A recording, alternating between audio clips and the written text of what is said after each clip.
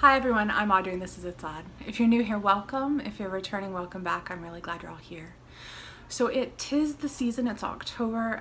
For me that means pumpkin pie spice, all things pumpkin-y, goodnessy. So today I'm going to show you my homemade pumpkin pie spice mixture. Most of the pumpkin pie spice blends that you can buy at the store have at least one spice in them that's not AIP friendly. So this will be what I use for my pumpkin pie recipes during the holidays.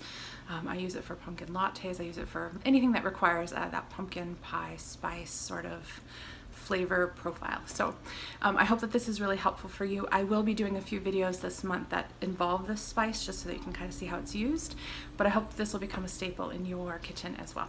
Without much more chatter, let's get cooking.